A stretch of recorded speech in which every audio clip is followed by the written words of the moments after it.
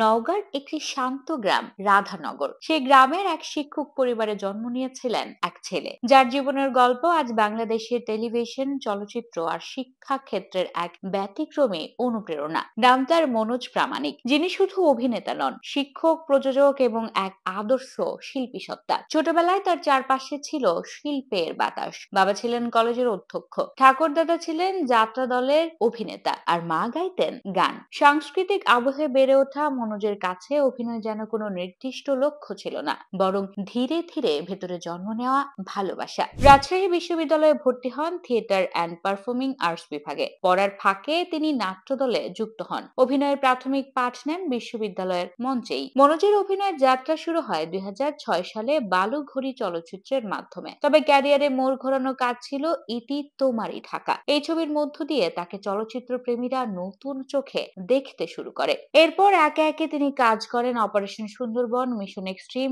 মানুষের বাগান, মন মন্দিরে ও বীরকন্যা প্রীতিলতা ছবিতে। তার অভিনয়ে বাস্তবতা, গভীরতা আর এক ধরনের মানবিক আবেগ থাকে, যা তাকে আলাদা করে তোলে সমসাময়িক অনেক অভিনেতার থেকে। তবে শুধু বড় পর্দায় নয়, ছোট পর্দাতেও মনোজ দারুণ সফল। বিশেষ করে 2014 সালের পর থেকে নাটকে নিয়মিত হতে থাকেন, কখনো রোমান্টিক চরিত্রে, কখনো জীবন ঘনিষ্ঠ সাধারণ মানুষ হয়ে, আবার কখনো রীতিমতো প্রতিবাদী মুখ হয়ে উঠেছেন। চারের মেয়ে, ফুল ফোটানোর খেলা, মন বলেছে যাবো যাবো, নিষিদ্ধ বাসর, প্রতিটি নাটকেই তিনি নিজেকে ভেঙেছেন, গড়েছেন চরিত্রের জন্য। এই সৃষ্টিশীল পথ চলার মধ্যেও মনোজ কখনো শুধু নিজেকে নিয়েই ভাবেননি। 2021 সালে গড়ে তোলেন নিজস্ব প্রযোজনা প্রতিষ্ঠান মন বাচিত্র।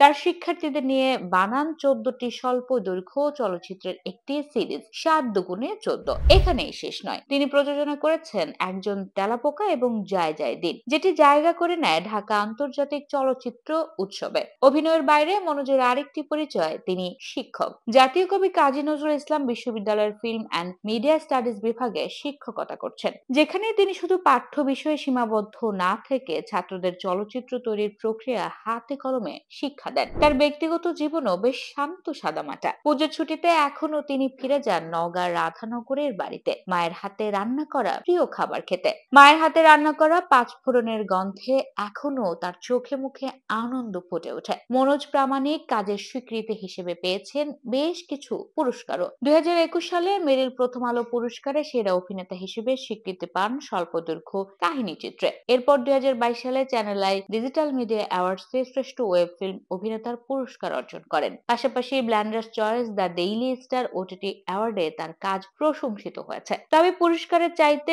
বড় স্বীকৃতি হলো দর্শকদের ভালোবাসা। মনোজ প্রামাণিক প্রমাণ করেছেন একজন শিল্পী শুধু পর্দার মানুষই নন, তারা সমাজেরও প্রতিচ্ছবি। শিক্ষকতা আর অভিনয় দুটো পথে তিনি পথ দেখাচ্ছেন নতুন প্রজন্মকে, যারা শুধু তারকা হতে চান না, মানুষ হিসেবেও বড় হতে চান। মনোজের মতো একজন শিল্পীর গল্প আমাদের মনে করিয়ে দেয়, শিকড়ে ফিরে যাওয়া কখনো কখনো নতুন করে ডানা মেলার প্রস্তুতি হতে পারে। তার জীবন মানে যেন এক নীরব সংগ্রামের, আত্মজয়ের আর সৃষ্টিশীলতার গল্প, যেটা বলার মতো, জানার মতো এবং মনে রাখার মতো।